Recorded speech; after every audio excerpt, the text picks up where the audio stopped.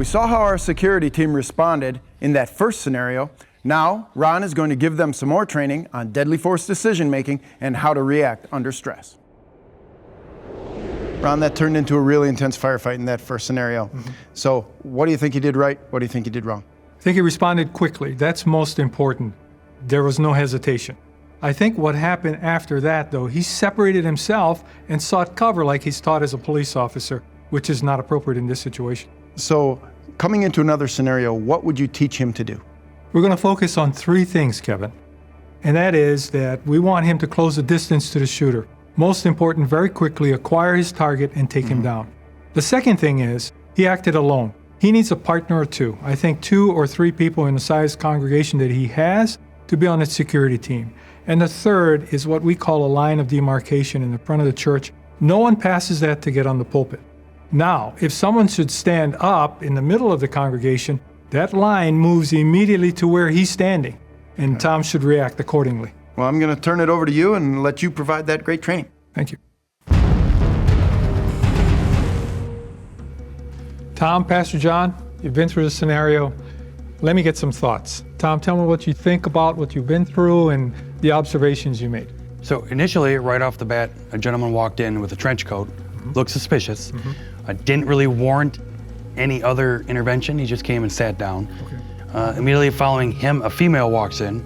Well, when I first turned around, I noticed this woman that was kind of distraught, and then she was falling onto her knees, and there was a lot of commotion. We kind of looked that way. She's kind of completely a mess, drops her coffee cup. I started to stand up a little bit, then thought that that's probably an usher issue. Didn't reach a security level issue. Almost immediately after that, male party starts to draw his weapon. So when I first sat down, I saw the church was full, and then when I sat down, I saw a guy come into the room with an umbrella, and it looked odd a little bit because he was like hugging it. And then all of a sudden, pulled out a gun, and I just had my baby in my arms, and I just ran and got out of there. And I see him drawing a rifle, and immediately go to engage that subject. Okay. And when you engaged him, what was some of the thoughts running through your mind? I mean, he had a rifle. Correct. Initially, I went to close the distance on that threat, saw the rifle, and automatically started thinking maybe I need some distance between he and I.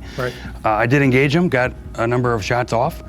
One thing I thought went really well is it seemed like the entire congregation got down. I didn't have any individuals in my way, in my field of view, while engaging the subject. And then eventually I ran out of ammo, reloaded, ran out, and then I had to get out of the scenario. Pastor John, your observations? Yeah, for me, I think I'll echo what Tom said. I was quite impressed to see how many people got down so quickly and out of the way, not only for Tom as he's trying to come across, but created a line of path and vision for him so that he could try to engage. Well, I heard the action in back, and the first thing I did was hit the floor, and I actually played dead because I had nowhere to go. So I figured I'd just play dead, and it was pretty close. And I could hear the threat behind me so close with the gunshots. Jameson and I, my youngest, just went right to the ground, and I took the umbrella and shot it up for cover.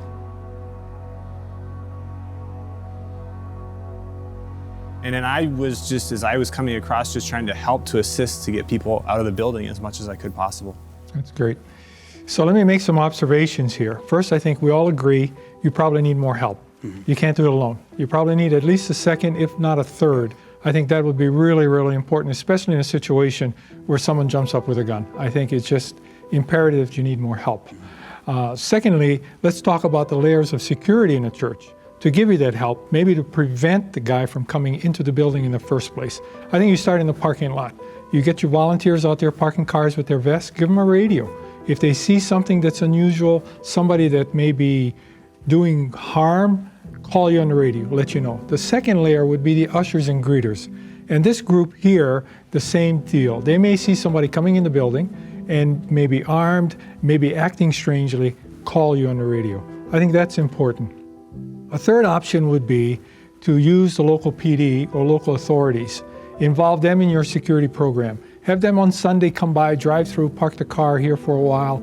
You know, a lot of people in town are at the churches. This would be a great place for them to spend some time. I think that's important. Now let's talk about a line of demarcation or some imaginary line in the front of the building. If someone walks in and tries to make their way to the pulpit, I think it's important that they don't get past that front row. You need to jump up and you need to stop them immediately.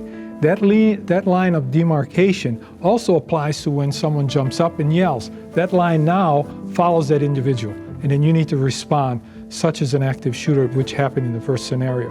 Now, the other thing you talked about, closing distance, I think you have to do that. No matter what happens in the firefight, you have to close distance immediately. That way, you can get some shots off and quickly stop the threat if at all possible. I think that's most important. Close your distance, better target, and acquire and take him down as quickly as possible. Any questions? That makes sense. Okay. Now that we've learned these things, are you ready for the second scenario? I am. Okay, great. Well, Ron, how do you think they did in the training? I think it went well. Listen intently and ready to put it to use. Well, we're going to let them put it to use because we've got another scenario. We're going to throw them right into it.